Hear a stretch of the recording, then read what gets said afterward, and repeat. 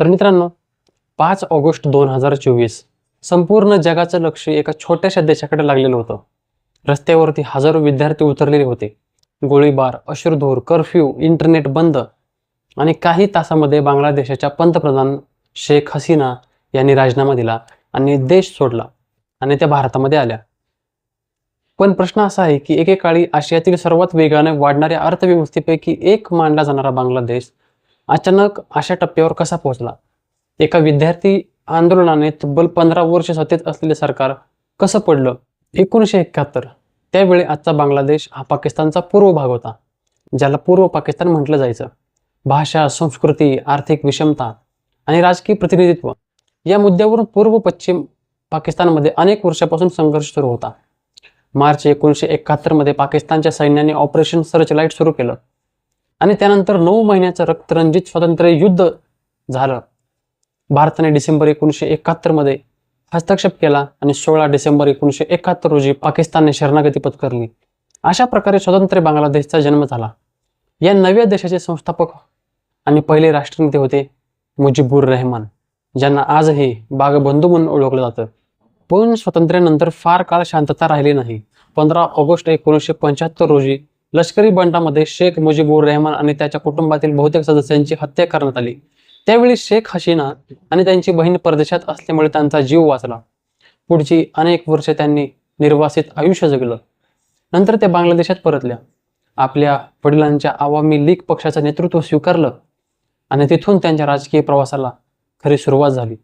1996 मध्ये आवामी लीगने निवडणूक जिंकली. शेख हसीना पहिल्यांदा बांगलादेशाच्या पंतप्रधान बनल्या.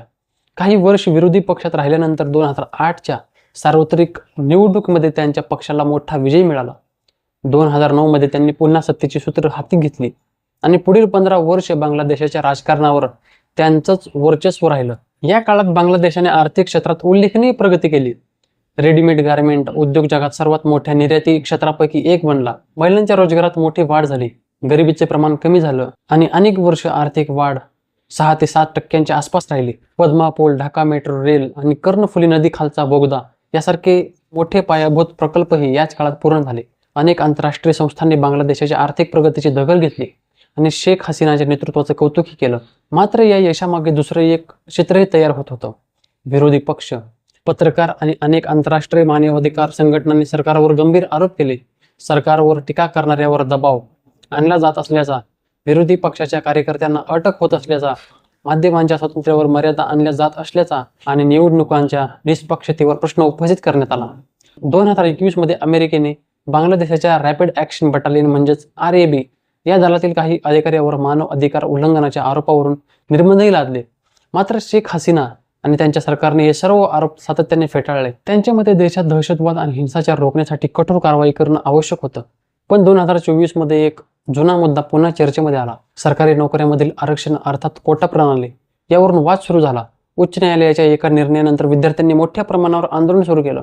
त्यांची मागणी होती की सरकारी नोकऱ्यांमध्ये गुणवत्तेला प्राधान्य दिलं जावं आणि कोटा व्यवस्थेत बदल केला जावा. सुरुवातीला हे आंदोलन केवळ नोकरीतील आरक्षणापुरतं मर्यादित होतं, पण काही दिवसातच परिस्थिती पूर्णपणे बदलली. हे आंदोलन फक्त कोट्या विरोधात राहिलं नाही, तर थेट सरकार विरोधी आंदोलनात बदललं आणि पुढे जे घडलं त्यांनी संपूर्ण बांगलादेशाचा इतिहास बदलून टाकला. पण आंदोलन जसं जसं वाढत गेलं तसं तशी परिस्थिती चिघळत गेली. देशभरातील विद्यापीठामध्ये हजारो विद्यार्थी रस्त्यावर उतरले. काही ठिकाणी आंदोलक आणि सत्ताधारी आवामी लीगचे विद्यार्थी संघटनेतील कार्यकर्त्यामध्ये हिंसक संघर्ष सुरू झाला. त्यानंतर पोलीस आणि सुरक्षा दलांनी आंदोलनावर नियंत्रण मिळवण्यासाठी अश्रुधूर, रबरच्या गोळ्या आणि काही ठिकाणी गोळीबार केल्याचे आरोप झाले. या कारवाईमध्ये आंदोलन आणखी भडकत गेलं. जुलै आणि ऑगस्ट 2024 मध्ये परिस्थिती इतकी बिघडली की देशातील अनेक भागामध्ये कर्फ्यू लागू करण्यात आला. इंटरनेट सेवा अनेक वेळा बंद करण्यात आल्या. शाळा, महाविद्यालये आणि अनेक सरकारी कार्यालये बंद ठेवावी लागली. आंदोलन आता केवळ विद्यार्थ्यांचं राहिलेलं नव्हतं. सामान्य नागरिक सरकारी धोरणावर नाराज होते. विरोधी पक्षाचे समर्थकही त्यात सहभागी होऊ लागलेले होते. काही शहरामध्ये सरकारी इमारती, वाहने आणि सार्वजनिक मालमत्तेचं नुकसान झालं. तर दुसरीकडे आंदोलकावर सुरक्षा दलांनी अति प्रमाणामध्ये बळाचा वापर केल्याचे आरोप झाले. या आंदोलनामध्ये नेमका किती लोकांचा मृत्यू झाला याबाबत वेगवेगळे आकडे समोर आलेले आहेत. विविध संस्थांचे आकडे वेगळे असले तरी संयुक्त राष्ट्राच्या मानव अधिकार कार्यालयाने प्रसिद्ध केलेल्या अहवालानुसार मृतांचा आकडा जवळपास 1400 पर्यंत आहे. तर हजारो लोक जखमी झालेले आहेत. बांगलादेश सरकारने मात्र या आकड्यावर आक्षेप घेतला आणि अनेक आरोप फेटाळून लावले. त्यामुळे या संपूर्ण घटनेबाबत आजही अनेक मुद्द्यावर वेगवेगळी मतं आहेत. 5 ऑगस्ट 2024 रोजी परिस्थिती निर्णायक टप्प्यावर पोहोचली. आंदोलन अधिकच तीव्र झालं आणि आंदोलक मोठ्या संख्येने राजधानी ढाक्यात पोहोचले. त्या दिवशी शेख हसीना यांनी पंतप्रधान पदाचा राजीनामा दिला. नोबेल पारितोषिक विजेते डॉक्टर मोहम्मद युनूस यांच्याकडे अंतरिम प्रशासनाची जबाबदारी सोपवण्यात आली. त्यांच्या सरकारपुढे कायदा सुव्यवस्था प्रस्थापित करणं, हिंसाचार थांबवणं आणि देशात लोकशाही प्रक्रिया पुन्हा सुरळीत करणं ही मोठी आव्हानं होती. आणि या संपूर्ण संकटाचा परिणाम भारतावरही झाला. भारत आणि बांगलादेश यांच्यातील सीमा सुरक्षा, व्यापार, ईशान्य भारतातील संपर्क व्यवस्था आणि प्रादेशिक सुरक्षेच्या दृष्टीने बांगलादेश अत्यंत महत्त्वाचा देश आहे. त्यामुळे भारताने परिस्थितीवर बारकाईने लक्ष ठेवलं.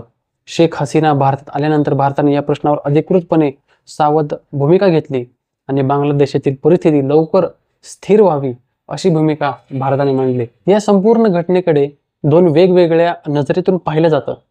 शेख हसीनाचे समर्थक म्हणतात की त्यांनी बांगलादेशाला आर्थिकदृष्ट्या मजबूत केलं, दहशतवादावर नियंत्रण मिळवलं आणि देशाचा विकास केला. तर त्यांच्या विरोधकाचं म्हणणं आहे की दीर्घकाळ सत्तेमध्ये राहिल्यामुळे लोकशाही संस्था कमकुवत झाल्या, विरोधी पक्षावर दबाव वाढला आणि जनतेतील असंतोष हळूहळू उफाळून बाहेर आला. सत्य समजून घेण्यासाठी या दोन्ही बाजू जाणून घेणं खूप महत्त्वाचं होतं. बांगलादेशाचं हे संकट आपल्याला सुद्धा एक महत्त्वाचा धडा शिकवून जातं.